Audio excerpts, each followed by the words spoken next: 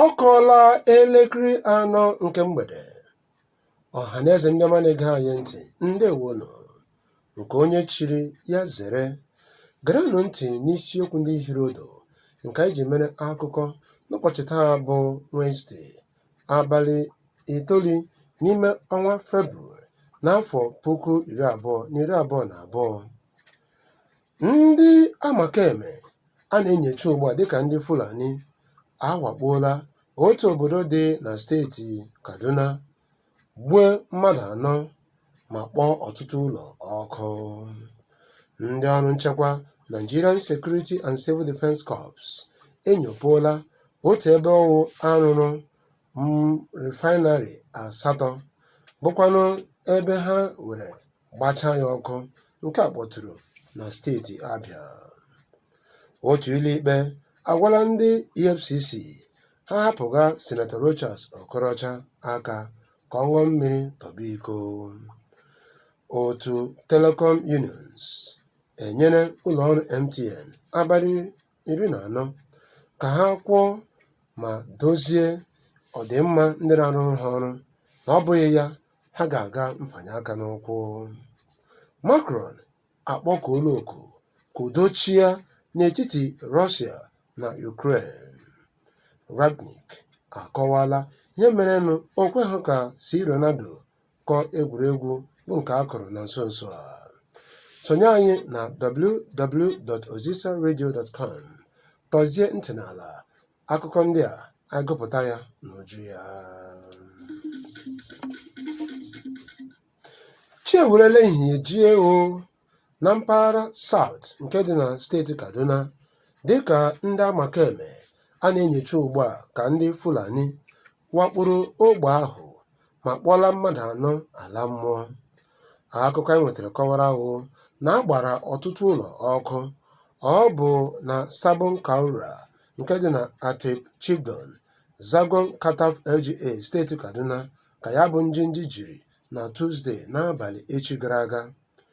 Ozi anyị nwetara n'aka ndị nta akụkọ kọwara na agbachara ọtụtụ ụlọ nọ n'ogbe ahụ ọkụ, dịka ndị mmadụ kọwara na ndị amakeme ndị a ọnụọgụgụ ha karịrị 100 wakporo obodo a na mberede, malitezie ịgba ụlọ niile ọkụ aghara aghara.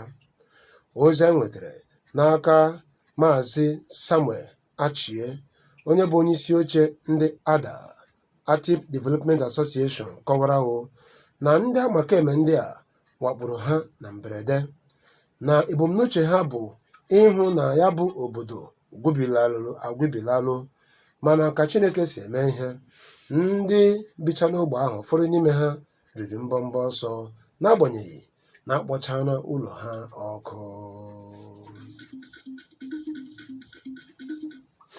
Ozi a nwetara na-akọwa na ndị ọrụ nchekwa Nigerian Security and Civil Defense Corps steeti Abia enyopụla refinery 8 bụ nke edomere n'ebe ezoro ezo na steeti Abia. Ọ bụ na Ụkwa West LGA ka a hụrụ ya bụ refineries ndị a. Ozi bịara n'aka Commandant ndị Civil Defense, aha ya bụ Maazị Ayinla Olowo, kọwara na ọ bụ n'ogbe a ka ha nwetachara ya bụ refineries. Akụkọ gara n'iru kwuo na ha lere ya bụ refineries kpọchaa ya ọkụ dịka ha wepụchara ọdọ paịpụ ejiri dọrọ mmanụ, bụkwanụ nke si n'ọdọ mmanụ Nigerian Petroleum Companies. Ozi a gakwara n'iru kọwaa na Olowo na ụmụnga ya afụola ntutu taa na ha ga-anwụderịla ndị na-akpa ya bụ arụ a, n'ihi na onye na-eme arụ a na-akpafu akụnụba ala Naịjirịa na-ebute oke ihe isi ike na nhụjuanya na obodo anyị. Otu ụlọikpe Federal High Court dị na Port Harcourt nọrọ ụnyaahụ gwa ndị Economic and Financial Crimes Commission EFCC, otu na-ahụ maka mgbochi wuruwuru n'ala anyị, ka ha hapụga Senator Rochas Okorocha aka ka nwa amadi a ṅụọ mmiri tọba iko. Akụkọ a gara n'iru kwuo na onye nọ na ya bụ ikpe aha ya bụ ọkaikpe Stephen Pam gara n'ihu kwuo na o nwebeghị ihe gbara ọkpụrụkpụ enyopụtara a ga-asị nwa amadi a mere, dịka onye kwuchitere ọnụ Senator Rochas Okorocha siri gbaa ya bụ akwụkwọ. Ọla Onipekon, ọ bụ aha ọkaiwu na-ekwuchitere ọnụ Senator Rochas, ọ gara n'ihu gwa ndị ụlọikpe a na ndị EFCC anaghị ekwe ka Senator Rochas Okorocha ṅụọ mmiri tọba iko, ọkachasị kemgbe okwu ọchịcha dịka gọvanọ steeti Imo. Ọ bụ ya mesịrị ọkaikpe Stephen Pam jiri kagbuo ya bụ okwu ma kwuo ndị EFCC ha hapụga Senator Rochas ka ọ ṅụọ mmiri tọba iko.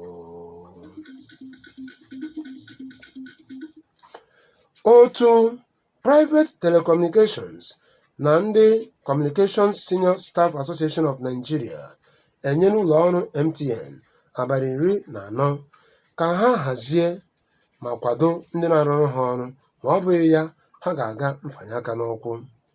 Ozi nke bịara n'aka onyeisi oche otu a aha ya bụ Opoyemi Tomori nakwanụ odeakwụkwọ ya bụ Okono Abdullahi gara n'ihu nye ndị ụlọọrụ MTN ndụmọdụ na ọ bụrụ na ha achọghị ka ahụ nhụjuanya ihe banyere ọdọ nzirịta ozi, ha gbaa ngwa jee kwụọ ndị na-arụrụ ha ọrụ ma kwado ha n'ụzọ pụrụ iche. Ozi a gakwara n'ihu kwuo na ọtụtụ ndị na-arụrụ ndị MTN ọrụ ahụchiela anya n'ihi na anaghị enye ha ezi nkwado. Onye isi ala mba France Emmanuel Macron abụrụla onye isi ala mbụ si mpaghara Western Europe bụkwara onye wụchara n'ogbo Vladimir Putin ma gwa ya okwu gbasara udo. Ozi a na-akọwa na Macron nọrọ n'ụbọchị Tuzdee banyezie na ya bụ ogbe ebe ya na Putin na-enwe nnọọ ndakọrịta ntị. Ọ bụ njem a ka o jiri rụtụ aka ma gwa Putin mkpa ọ dị imenata obi ma ghara ịdị na-etinye aka na oke nkwafu ọbara. A na-atụ anya na njem a ga-ebutekwu udo n'etiti Russia na Ukraine, n'agbanyeghị na ahụ na ọtụtụ ndị agha nakwa akụrụngwa eji alụ agha dị iche iche bụ nke edomere n'ebe a na-akpọ Moscow. Ebe a bụkwanụ obodo dị nso na mba Ukraine, mana akụkọ na-akọ na ka ọ dị ugbu a o nwebeghị mgbe Putin onyeisi ala mba Russia ji maa oke amụma ịwakpo Ukraine.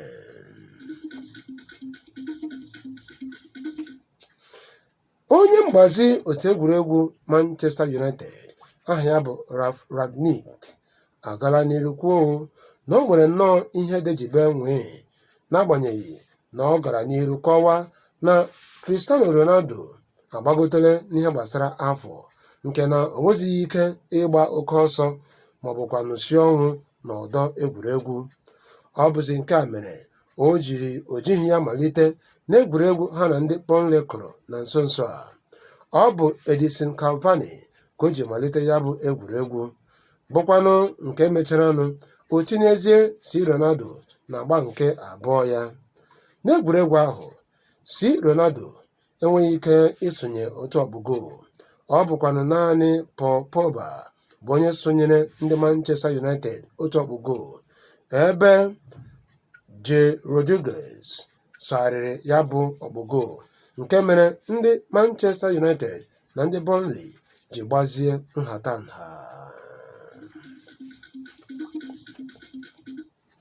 Onye magara anyị ntị, otu a ka ọ ha anyị n'ọnụ n'aha odekọ anyị n'ụbọchị taa bụ Chinedu Ezenagụ, ka mụ onwe m Chinedu m Nwanekwu tụgharịa ya bụ akụkọ n'asụsụ Igbo ma gụpụtara gị na ji asị ihe dị ka gị akọkwara m ụgbọ ọgụrụ mịana nwunye di m.